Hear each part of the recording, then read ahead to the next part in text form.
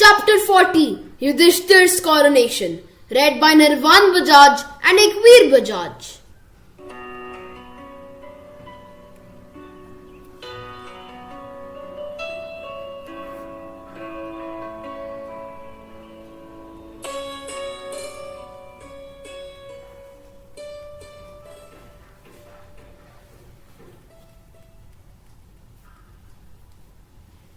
Mahabharata, Chapter 40 Yudhishthir's Coronation. Vaishyampayan then continued.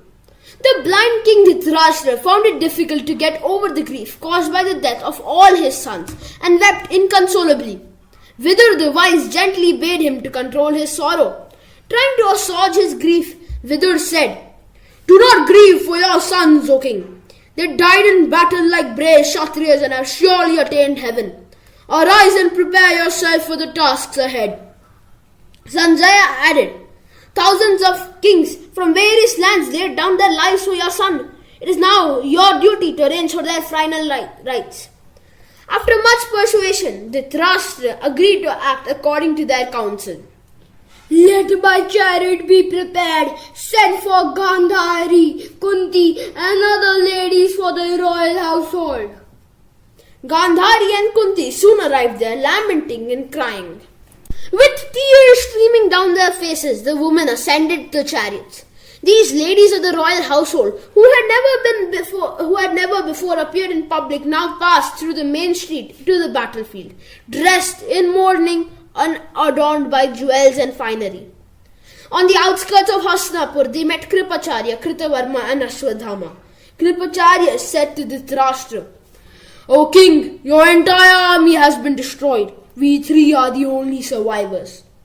Addressing Gandhari, he said, "Your sons fought bravely and laid down their lives like true warriors. They must have surely attained heaven. To avenge Duryodhana's death, we attacked the enemy camp at night. All the Panchalas as well as Draupadi's 5 sons have been killed. But we dare not linger here any longer. The Pandavas will soon follow our tracks." Bowing respectfully to Dhritarashtra, the 3 warriors sped away towards the banks of river Ganga. And there the 3 of them parted. Kripacharya proceeded to Hastinapur. Kritavarma went back to his home while Ashwadhama made his way to sage Vyasa's hermitage.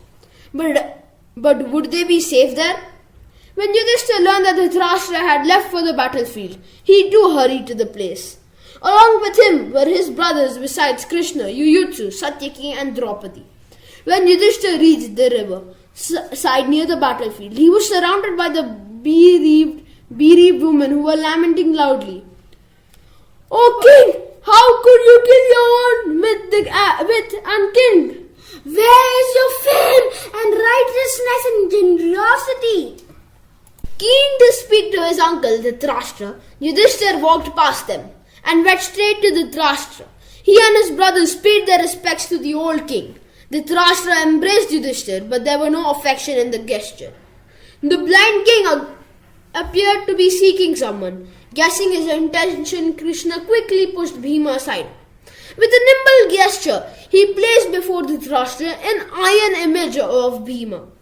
With such force, Dhritarashtra clapped the image to his bosom that it broke into pieces. Gasping for breath and with blood streaming out of his mouth, Dhritarashtra collapsed. The faithful Sanjaya helped him to get up and said, "You should not have done this, O king." His anger abated. Dhritarashtra now was filled with remorse. "O Bhima! O Bhim!" Lord Krishna consoled him. "Grieve not, O king. It was not the real Bhima you crushed with your mighty arms, but merely an iron image. I had anticipated your anger and arranged for the iron image of Bhima to be brought here. It was the one that Duryodhana had used to practice with his mace." After Dhritarashtra had rested a while and refreshed himself, Krishna spoke to him at length. "How can a wise and intelligent person like you react thus? Had we all not warned you earlier? Was your conduct not unjust all this while?" Dhritarashtra admitted, "You are right. I was under Duryodhana's influence. It is indeed fortunate that Bhima was spared. Now I am at peace and I would like to meet Arjun." The old king then embraced Arjun, Bhim, Nakul and Sahadev, and he said, Bless you with all my sons dead. My affections and concern will be directed to you, O sons of Pandu. Respectfully taking leave of the Thrashtra, the Pandavas and Krishna went up to Gandhari. Burning with sorrow over the loss of all her sons, Gandhari was about to utter a curse on the Pandavas. Reading her mind, sage Vyasa intervened in time. He came and said, Calm yourself. Before you utter the words of anger, hear what I have to say to you. For the last 18 days, your son Duryodhana used to seek your blessing before facing the enemy. Each day, you rightly told him, where there is dharma, there will be victory. Don't you realize that this victory of the Pandava proves the truth of your statement that righteousness will prevail? His words of wisdom did indeed have the desired effect. Gandhari said, I bear no ill towards the Pandavas, nor do I really wish to destroy them. But how can I control the restlessness of my heart on losing all my sons? Duryodhana, Dushasan and Shakuni are to be blamed for the destruction of the Kuru clan. That I do realize. What agitates me is Bhima's unfair attack on Duryodhana. Bhima heard her and said, Dear mother, I know not whether it was right or wrong, but I had to attack him to save my life. I plead you forgiveness. Who could defeat your mighty Duryodhana in a fair fight? But I had to avenge the insults he had heaped on us. Surely you too remember that day in court. And the Gandhari replied, Perhaps you are right about Duryodhana, but how could you drink Dushasan's blood? Oh mother, not a drop of that blood passed beyond my lips and teeth. It was just a gesture to fulfill my vow that when Dushasan dragged Draupadi by her tresses. Bhima tried his best to pacify Gandhari. Mother Gandhari, you did not stop your sons when they tormented us. Now why do you blame me? Gandhari replied, Oh, why did you not spare at least one son of mine? We are both old now and bereft of our kingdom. Even one son would have been a support for us at this age. Her painful memories revived with this exchange of words with Bhima. She cried out in anger, Where is that King Yudhishthir? With folded hands and trembling with fear, Yudhishthir stepped ahead. In a sweet voice, he said, Here I am, guilty of the death of your sons. Go ahead and curse me, for I deserve to be cursed.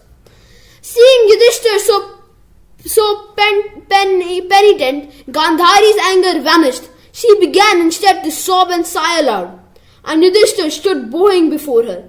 Gandhari's burning gaze fell on the tip of his toes.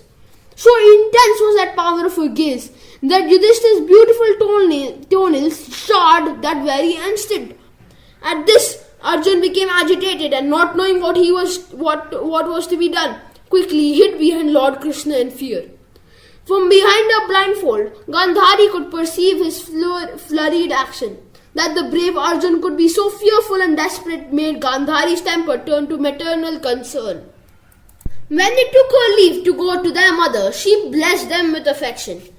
Kunti beheld her sons after many days. Her eyes brimmed over with tears. Gently she stroked their wounds and began lamenting for Draupadi, all of whose sons had been killed. Sharing their grief and embracing one another, they went to Gandhari again. Gandhari said to Draupadi, Come, dear daughter, shed your sorrow now. Whatever happened was inevitable. I too have the same feeling as you have. My plight is similar to yours. Who then will console us? As they all made their way to the site of the battle, Gandhari beheld the scene with her divine vision. It was indeed a gruesome sight with countless bodies strewn all over. Wives and mothers of the fallen soldiers were seen weeping and crying. Amidst their heart-rending cries, Gandhari spoke to Yudhishthir. Behold, O Krishna, these bereaved men running here and there in sorrow and confusion.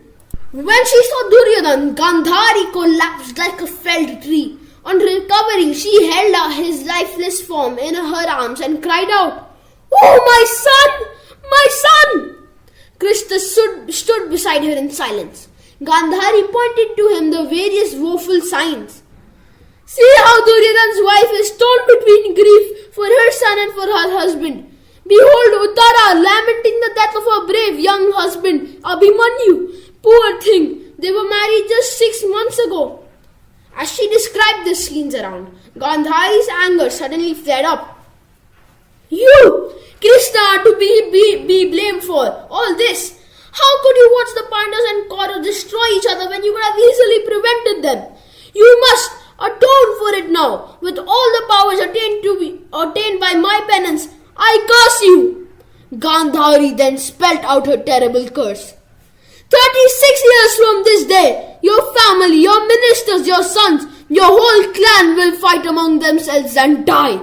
Friendless and abandoned, you too will wander about aimlessly till you die an inglorious death. Just as these women of the Bharat race bemoan the death of their loved ones, so too will your women folk grieve. Then Lord Krishna merrily smiled. When he heard this harsh pronouncement, he said, Dear lady, I know what you said is inevitable, but no one but me can cause the destruction of the Vrishni clan. The Yadavs cannot be killed by men or devas. They must therefore destroy one another. The Pandavas were greatly disturbed at this exchange of words. Krishna, however, continued calmly. Arise, dear lady, shed your sorrow, which makes you put all the blame on me. Is not all this your fault? You know well enough that your son Duryodhana was wicked, jealous and vain. You are indeed guilty of using him as a front to cause this ruin. Gandhari was speechless at Krishna's tirade against her. Meanwhile, Dhritarashtra requested Yudhishthira to arrange for the last rites of the thousands of warriors who laid down their lives in the battle. Yudhishthira in turn assigned this task to Vidar, Sanjaya, Yuyutsu and others. After lighting the funeral pyres of those who killed in the battle, Dhritarashtra and Yudhishthira proceeded to the banks of the river Ganga. The men laid aside their jewels and silks to offer oblations to the dead. The women shed copious tears as they lifted their palms to offer oblations. Just then, in soft tones, the sorrowing Kunti addressed her sons. O Pandavas, there remains one person for whom you must make offerings. The one who defied Arjun, the one who shone resplendent like the very sun in the battlefield, the one who was unrivaled in strength and valor, Karna, the brave. His rites must be performed by you. He was your elder brother, Yudhishthira. I gave birth to him, the son of Surya. The Pandavas were astounded to hear her speak thus. With a deep sigh, Yudhishthira asked her, How could Karna be your son, mother? Was he really our elder brother? Kunti replied, He was my son, dear Yudhishthira. O mother, by keeping this a dark secret, you have caused us untold misery. Oh, how I grieve over Karna. It is as if I am placed in a raging fire. Had we known this earlier, we would have striven hard to own him as our brother. Perhaps this horrendous war could have been avoided. With tears flowing down his face, Yudhishthira offered oblations to Karna. The women around him took up the refrain and began crying and wailing. Amidst their cries, Yudhishthira pronounced, I have caused the death of my elder brother because of the secret kept by my mother. From this day, may women of the world never be able to keep a secret. With these words, Yudhishthira stepped out of the water, followed by his brothers. After the funeral rites were over, the Pandavas decided to stay away from the city for a month. So they set up a camp on the banks of the river Ganga and lived there. At this temporary abode, Yudhishthira was visited by several sages, including Vyasa, Narad and Kanva. Several scholars, Brahmins and householders came to visit Yudhishthira and console him in his grief. Narad spoke first. By the grace of Lord Krishna and the valor of your kinsmen, you are now Lord of the earth. Are you happy now that you have vanquished the foes? Yudhishthira replied, Indeed, this victory has been possible due to the prowess of Sri Krishna and the valor of Arjuna and Bhima. But the one sorrow that constantly torments me is that my desire from the kingdom caused the death of so many dear ones. Another thought that bothers me is the revelation by my mother Kunti that Karna was our elder brother. Even unknowingly, how could I have made to one brother kill another? Yudhishthira's thoughts went back to the past. I remember that day in the court at Hastinapur. How my anger vanished when I beheld Karna, especially when I saw his feet. They reminded me of Mother Kunti's feet, and I was puzzled by the similarity. Yudhishthir's mind was agitated with many questions, and he asked Vyasa about one of them. But why did Karna's chariot wheel get stuck in the ground? Do tell me all this in detail. Sage Vyasa then narrated to Yudhishthir the story of how Karna came under a curse by a Brahman. The Brahman had told, "You have killed my cow. I curse you that when you fight a crucial battle, the wheels of your chariot will get stuck in the ground and you will be killed." Yudhishthir was, however, plunged in a deeper gloom on hearing the story from Vyasa. Kunti could not bear to see him so desolate. She said, "O brave Yudhishthir, do not grieve so for Karna. Believe me, both his father Surya and I had tried to explain to him that you Pandavas were his brothers." Yudhishthir was too agitated and unhappy to be thus consoled. Repeating his earlier curse on women, he sat there sighing deeply. Turning to Arjun, he said in a sad voice, "We should have been content to beg for our living. Of what use was this war in which neither we nor the Kauravas have attained their objective? One can atone for one's sins by confessing, by good deeds, by giving charity, and by meditation. Let me therefore go to the forest. I leave this kingdom in your care, O Arjun." Arjun was startled as one accused of wrongdoing. Then taking a theatrical stance, he stood up tall and smiling. "It is surprising that you wish to abandon the kingdom you have acquired after so much effort. If you wanted to go around with a begging bowl, why did you let so many kings die in a battle? Begging for alms is all right for Brahmins, but it does not befit a Kshatriya like you. Don't disregard this hard-earned wealth, O king. This earth, which was ruled earlier by Dilipa, Nriga, Nahusha, Amvarisha, and Mandhat, is now in your control. Come, prepare to take over the reins of the empire and perform the Ashwamedha Yajna." But Yudhishthir was adamant. "Hear me, O Arjun. I am determined to dwell in the forest, eating fruits and roots, wearing deerskin and bark, and with my hair matted in a knot. In fasting and meditation I will spend my remaining days."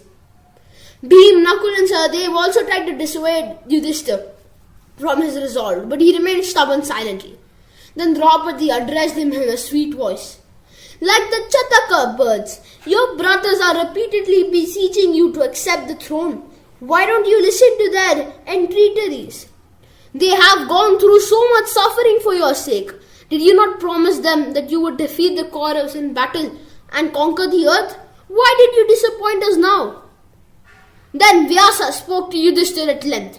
With inspiring tales and wise counsel, he tried to persuade him to return to the city and take up his duties as a king. Arjun then requested Lord Krishna to speak to Yudhishthir. It was only after sage Vyasa and Narad and Lord Krishna had narrated several examples of how his ancestors had ruled wisely and well despite problems and sorrows that Yudhishthir was dissuaded from his earlier intent. When Yudhishthir requested Vyasa to explain to him his kingly duties, the sage said, "I suggest that you ask your grandsire Bhishma. He is the best authority on this." Yudhishthir said, "I caused the great Bhishma to be killed treacherously. How can I face him now? I am not worthy of meeting him." Krishna intervened. "Come now, Yudhishthir. Shed this despondent attitude. The hopes of all your brothers and the surviving kings are pinned on you. Do as the sage suggests and take up your kingly duties." At last Yudhishthir was comforted and his mind was at peace. Shedding his sorrow, he arose with a becalmed countenance to return to Hastinapur. They returned to their capital in a magnificent procession. Amidst the chanting of Vedas and music and the welcoming cheers of the citizens, Yudhishthir entered the city. The streets were gaily decorated with white banners and streamers, and the air was filled with the fragrance of fresh flowers and incense. At the entrance to the palace, they were greeted ceremoniously by the Brahmins. Yudhishthir was made to sit on a beautiful adorned throne of gold. Facing him was Satyaki and Krishna seated on gold seats. Flanking the king sat Arjuna and Bhima on bejeweled seats. Nakul sat in an ivory throne while Kunti shared a similar seat with her favorite son, Sahadev. On instructions from Krishna, Dhaumya, the royal priest, constructed an altar and requested Yudhishthira and Draupadi to sit beside it. Holding aloft his conch shell, Panchanjaya, Krishna ceremoniously poured water on Yudhishthira. When the coronation rites were completed, Yudhishthira gave away 1,000 gold coins to the presiding priests. They in turn showered him with praise and felicitation. Having taken over as the king, Yudhishthira then set about allocating duties to his brothers and others. He appointed Bhima Yuvraj. The wise Yudhishthira was made minister. Sanjaya was put in charge of finance. Nakul was entrusted with the maintenance of army, of which Arjun was now the commander. To Sahadev he said, "You, Sahadev, must be my personal protector and be by my side at all times." The next morning, when Yudhishthira went to greet Krishna, he found himself in a thoughtful mood. Yudhishthira said, "Did you spend the night peacefully? You, the cause of our victory, O Krishna, are you feeling well?" But when his queries were met with a pensive silence, Yudhishthira was puzzled. "Lord, what makes you so thoughtful?" Krishna replied, "My thoughts are with Bhishma, who is lying on a bed of arrows in the battlefield. When the venerable Bhishma ascends to the heavens, his vast knowledge too will vanish. Hurry therefore to his side and ask him about whatever you wish to know with regard to your task and duties as a king." Yudhishthira agreed. Krishna then ordered his chariot to be made ready. Accompanied by the Pandavas, he went to the battlefield. Lying on the bed of arrows, Bhishma was surrounded by several sages. Bowing respectfully to Bhishma, the Pandavas too sat beside him. Krishna said, "If a needle as much as pricks me, I cannot bear the pain. Here you lie calmly with all those arrows piercing your body. Your strength is indeed amazing. There is no one like you in this world." Krishna then explained the reason for their visit. "Yudhishthira is greatly disturbed by the death of so many of his kinsmen. Console him, O Bhishma, with your words of wisdom." Bhishma raised his head a little on hearing Krishna's words and greeted him respectfully. Krishna said, "Now only 56 days remain before your soul ascends to heaven. With you, all your knowledge too will disappear. Therefore, all these people have come to be enlightened by you. Will you instruct them in dharma, artha, and yoga, which is economics?" Bhishma replied with due modesty, "How can I talk of these things while you, the abode of all knowledge, are present here? Besides, my wounds are causing me immense pain, and I feel drained of all my strength." Krishna then blessed him. "From now on, you will feel no pain or weakness. Neither hunger nor thirst will bother you. Your mind will be unclouded and your brain alert." With these words, Krishna and the Pandavas took leave of Bhishma. Early next morning, dispensing with their retinue of soldiers, the Pandavas followed Krishna to the battlefield. Narad, who was seated with the other rishis who were around Bhishma, said, "Yudhishthira, put your queries and doubts before Bhishma. You must be quick, because he has very little time left." As the sage spoke thus, all the people surrounding Bhishma drew closer, but none dared to speak. Then Yudhishthira said, "O Krishna, you alone can begin this discussion on our behalf." After greeting him with due respect, Krishna requested Bhishma, "O Bhishma, Yudhishthira and his brothers are eager to hear you speak." Bhishma replied, "Yudhishthira may address his queries to me one by one. I will be happy to teach him all I know." Krishna said, "Yudhishthira is too embarrassed and scared to face you." Bhishma replied, "But surely he has done no wrong. It is the duty of every Kshatriya to kill his enemies." Overwhelmed by these words, Yudhishthira touched Bhishma's feet respectfully.